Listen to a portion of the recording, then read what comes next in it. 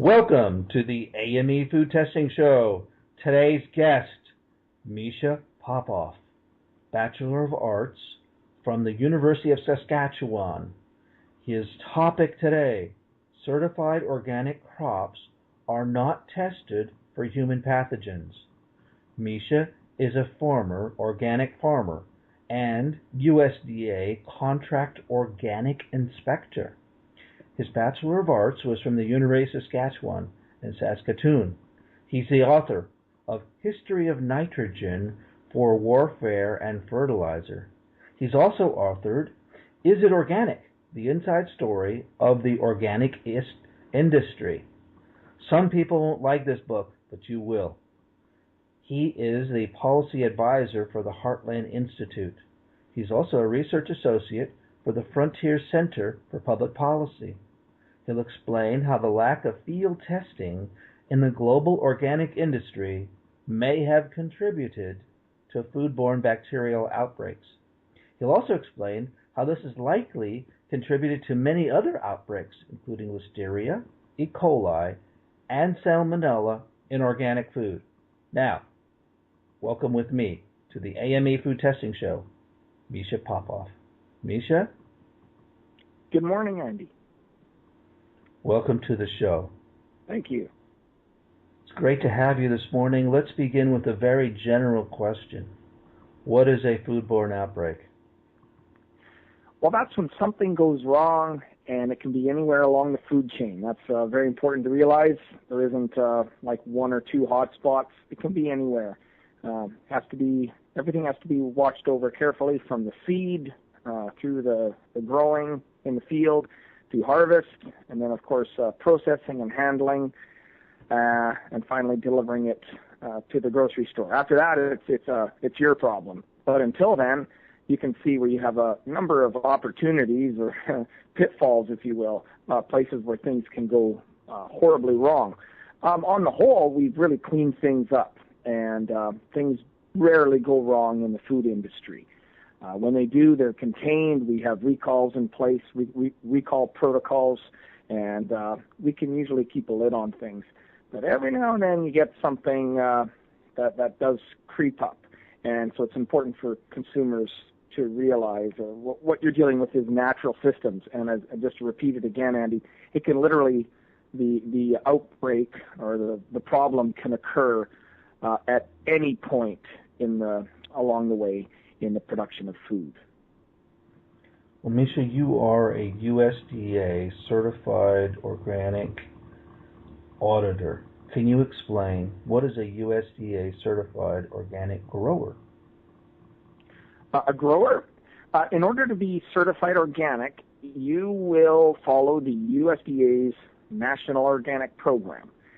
And it's basically the premier certification program in the world. A lot of countries don't have their own organic certification systems.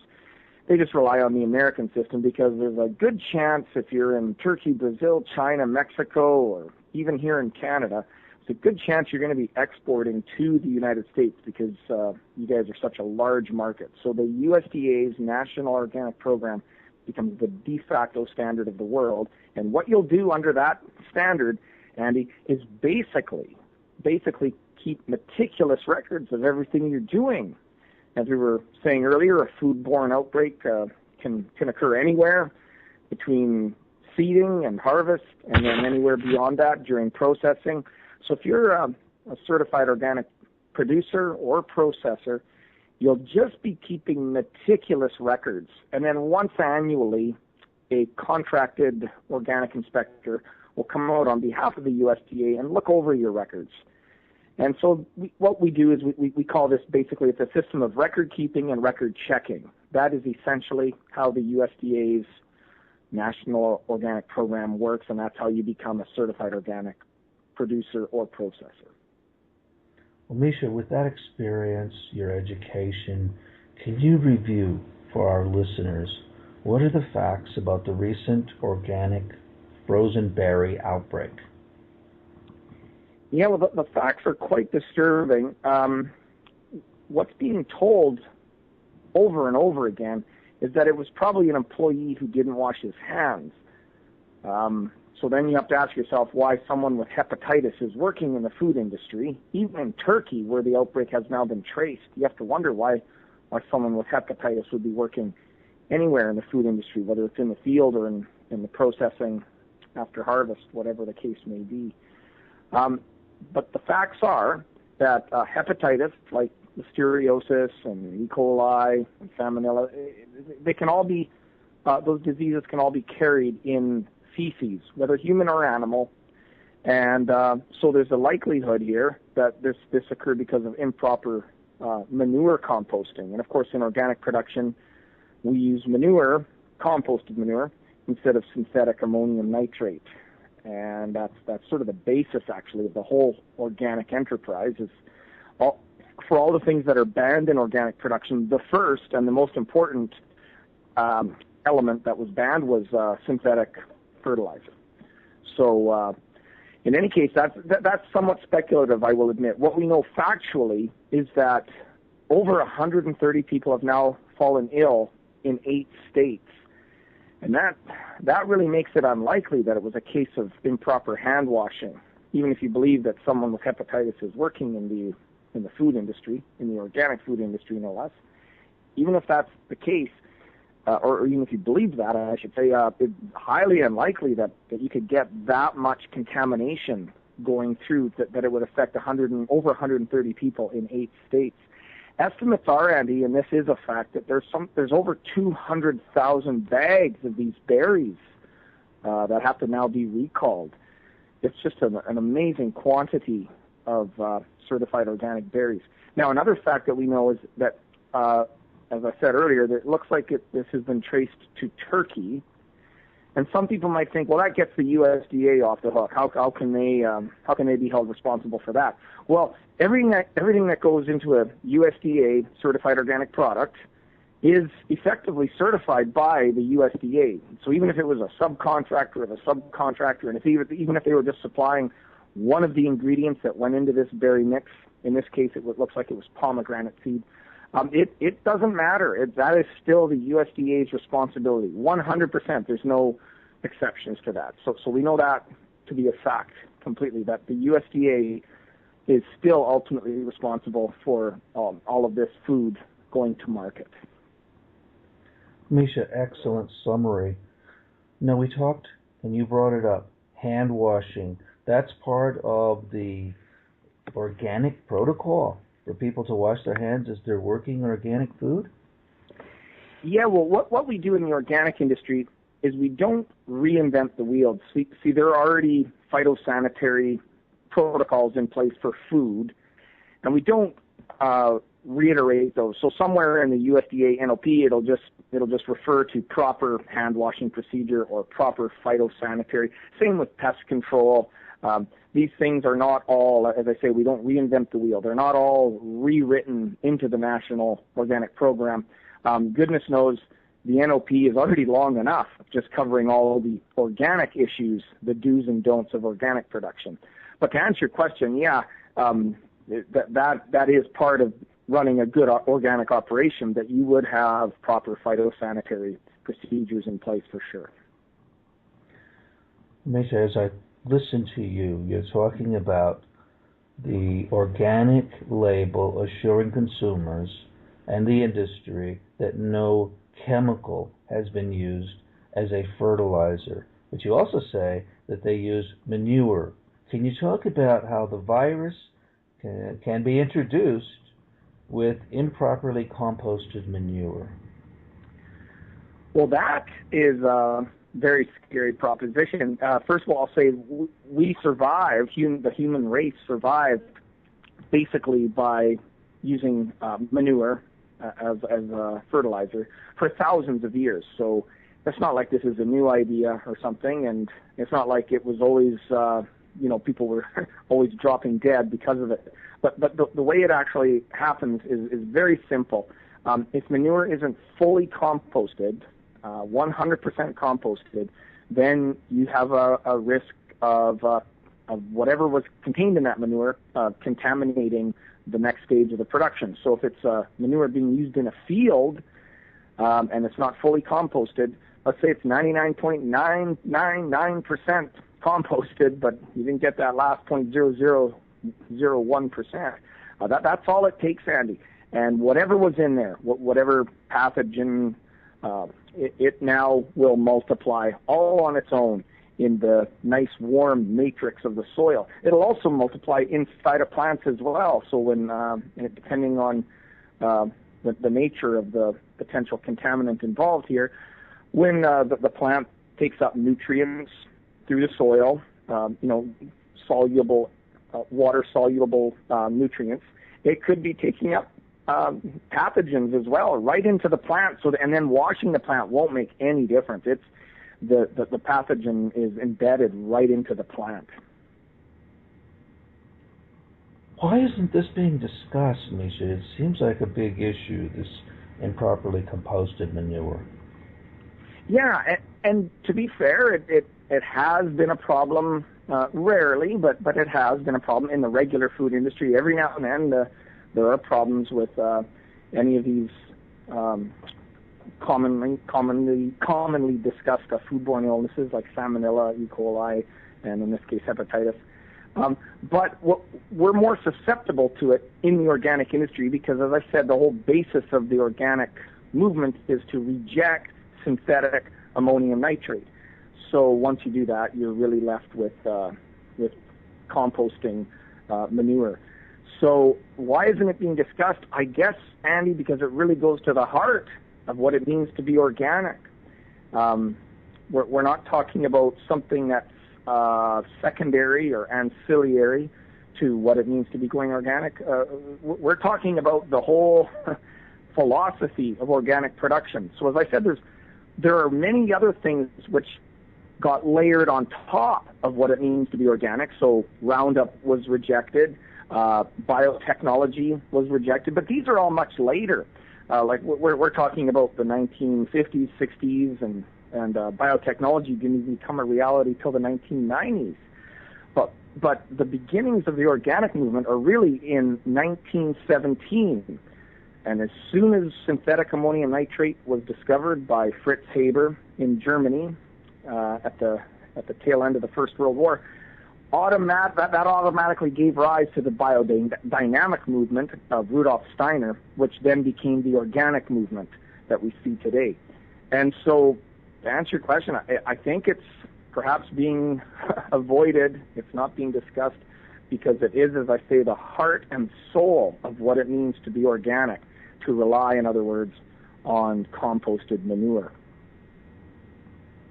Well, Mischa, what measures, if any, are taken by this now multi-billion-dollar organic industry to prevent foodborne illnesses? And we're seeing a lot of illness, maybe even some deaths out there, resulting from this improperly composted manure. Well, there are HACCP protocols and ISO protocols in place in the organic industry. Like I said, the National Organic Program doesn't reinvent the wheel. It just encourages or advises producers and processors to rely on pre-existing food safety protocols. So you have HACCP, which is hazard analysis and critical control points. The ISO system of Europe, that's the food safe standards, and with all of those in place, things should be safe. But here's where it breaks down. There's no testing. Both of those systems, ISO and HACCP, they recommend periodic testing, and some private companies in the organic industry do a lot of in-house quality control testing. They don't want to get sued. They don't want anyone to get sick eating their product. But to the letter of the law of the USDA's National Organic Program, there is as yet no testing for this sort of thing. There's a plan right now to finally require the agents of the USDA to start testing 5% of their applicants. So that would be 5% of all the farmers and processors and broker traders who are certified under the USDA NOP. And so that plan is now afoot to begin testing 5% of them. But that's going to be for things like I mentioned earlier, like a biotechnology or Roundup use. either fraudulent or negligent use of those substances which are prohibited in organic production. There is really no plan to begin testing for pathogens. And that's as I say, that's the huge breakdown in the USDA's NOP. There were plans back in 97 and 98 when the NOP was being negotiated to require testing. In fact, the Consumers Union in the United States wanted more frequent testing. They're on the record back there with when Bill Clinton was at the helm. They're on the record demanding, in fact, more frequent testing of organic crops to make sure there's no fraud or negligence. They didn't get their way, and for the last, 14, 15 years, there has literally been no testing in the organic industry, except, as I say, for what a private company might do to protect its own reputation. As far as the regulators are concerned, it's just been record keeping and record checking. Well, Mischa, you hit on one of my hot spots. I don't know if you know this, but my whole business model has been the testing of food prior to release to the market. And I've been involved for the better part of about 6 years. It's challenging. Most food producers resist testing. And if they do, the grab samples that they capture, which is X number of Y number of lots, is probably not sufficient. And most of that testing is focused on bacterial, no viral type testing. For example, here, hepatitis A and the blueberry outbreak. But I endorse everything you've said today. I consider you to be an expert. As a matter of fact, as I look at your 2 books that you've written, are they available for people to buy? The History of Nitrogen for Warfare and Fertilizer, and Is It Organic? Are those available? Yeah, the second one is It Organic? The first one was actually my thesis, and I'm flattered that it interests you. I should think about releasing it, but no, it's not available. My thesis at university was to tie in the use of nitrogen, whether it was obtained through composting or from the Earth's atmosphere. It's the same nitrogen that's used in gunpowder that is used in agricultural production as a fertilizer. So it's exactly the same, and that's unfortunately how Timothy McVeigh was able to carry out his dastardly deed of blowing up the federal building in Oklahoma. He just used good old agricultural nitrogen and a bit of diesel fuel as an igniter, I guess. In any case, so that was my thesis. But no, my book is available, Is It Organic? And people can, you can find it through my website, which is isitorganic.ca. Make sure you got .ca at the end, because I do live in Canada. I worked in the United States. I still work in the United States, but my website is isitorganic.ca. Well, Mischa, I note that your title is Organic Farming Consultant. Can you tell our audience about what your services are and how you provide them? Yeah, great question. Not just because it allows me to promote what I do, but it speaks to this issue. I provide consulting to companies who are maybe dabbling in the organic industry or full-fledged in the organic industry. Either way, I help them so this sort of thing doesn't happen to them. I help them to implement testing protocols at every step along the way. And you can, if you want, you can spend literally millions of dollars testing because how do you know when to stop? But my philosophy is that if you, as say you're the CEO of a company, and if people just know that you don't mess around, you require testing at all stages, well, I say that even 1% testing at every stage sends the message out that you're not messing around, as I say, that you're very strict about food safety protocols and about making sure, things like Roundup and the like don't make it into your organic food chain. But more importantly, things like pathogens, whether they're bacterial or viral, don't make it into the food chain. And by the way, there are separate tests, of course, whether you're testing for bacterial or viral foodborne illnesses. But if you test your compost to make sure it's fully composted, then you sort of you get a clean bill of health on both of those, bacterial or viral. If you just ensure, in other words, that your employees or that your farmer suppliers are indeed fully composting their manure and plant waste, then you're off to the races now, and you can start testing for other things to make sure, say, they're not cheating by using Roundup. So that's a service I provide. I collect samples. I'm trained in sample collection protocols and chain of custody. It's the same system that the police use for collecting evidence at crime scenes, and it's not as complicated as it sounds. Probably, as you know, it's pretty basic and straightforward. You just don't want to contaminate the sample or leave it open to where someone else could contaminate it. And so I provide that service plus consulting services to people involved in any way, shape, or form in the organic industry. Well, Mischa, you have touched on a very interesting topic for me. I know we're going to be a little bit longer than you anticipated, but can you talk about your organic farming consultancy and the types of testing that you would recommend for this idea of properly composted manure to assure that all of these pathogens are out? Sure. What I recommend, and funny enough, in the course of my work, haven't actually had a client do this yet, but unfortunately, maybe this incident will encourage them to do this. What I encourage is a fecal coliform test, which is the same as a farmer might carry out on well water. Whether the well water is being used for his livestock or for his family, either way, he's got to ensure there's no feces in it.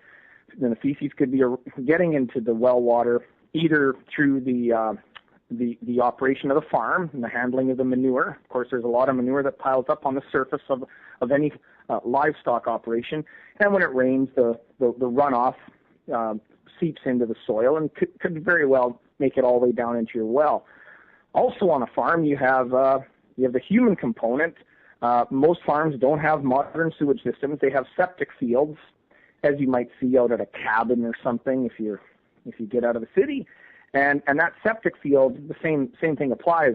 There should be a liner in it, but in some farms they don't have liners. They just have literally a septic field. It's just like a little pond or something where the sewage goes, and that again can seep through the substrates and make it into the aquifer of your well. So to get to the point, it's very common for farmers to do fecal coliform tests.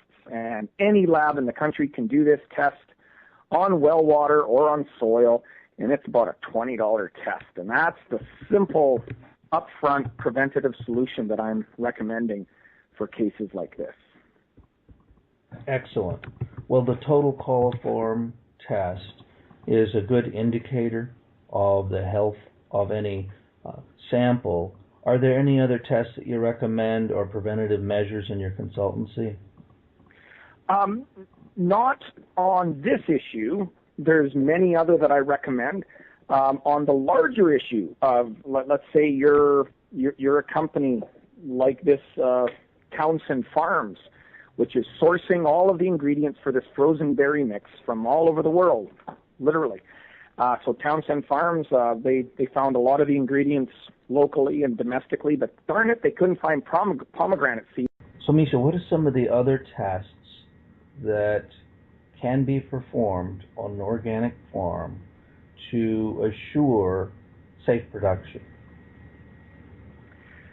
Well, the main test for phytosanitary purposes is going to be, to my mind, the total fecal coliform test. And outside of that, I mainly concentrate on integrity or quality control testing. In other words, to ensure that the letter of the law and the spirit of the law in the National Organic Program is being adhered to. So, of course, in addition to not using synthetic ammonium nitrate, organic farmers are not supposed to use herbicides or pesticides.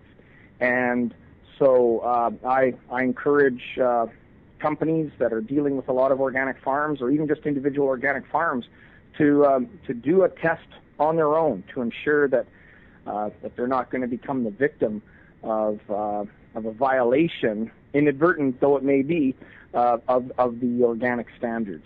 So herbicide residue analysis would be a big part of what I would encourage people in the organic industry to start doing. Well, Mischa, your entire perspective is in complete alignment with me. I believe in surveillance, of product by food production managers prior to release to the market.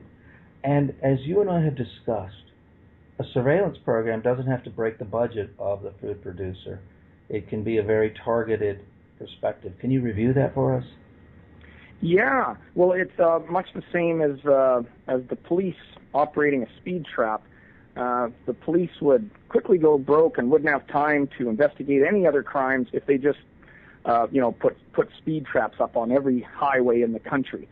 So instead, what they do is very random, and if you really think about it, the frequency with which you actually see a speed trap is probably less than 1%.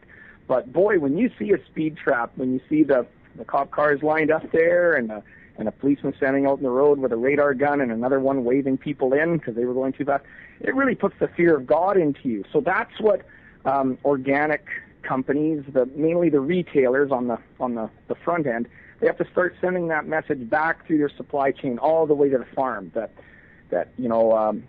for all you know, you could get chosen for a test this year. And so as I say, one test per farm per year. And if you're talking about, say, $100 or $200 test, that's really insignificant in the scheme of things. I mean, a farmer can't even buy a front wheel for his tractor for that price. It's just insignificant.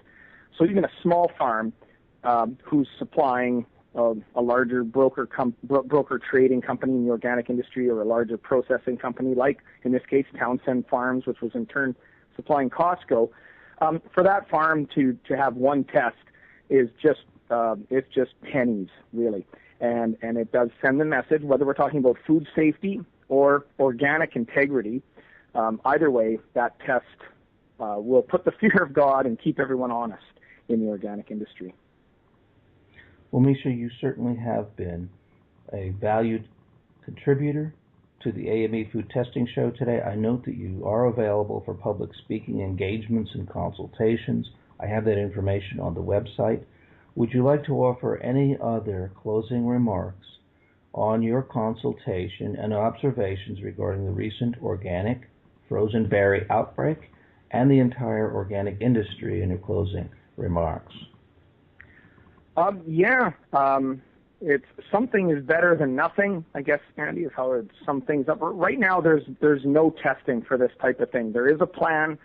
I think I mentioned earlier, there is a plan afoot at the USDA under their National Organic Program to start requiring their agents to test 5% of their applicants for potential violations of the National Organic Program. So maybe they're, someone using herbicide late at night when no one's looking. So they're going to test 5% of their applicants. Unfortunately, though, that's going to be mainly domestic in origin. So they would miss this issue, which arose, of course, over in Turkey. It doesn't look like there's going to be any testing overseas. And remember, the USDA is a de facto global standard, because that's where a lot of the organic product ends up going, is to the United States.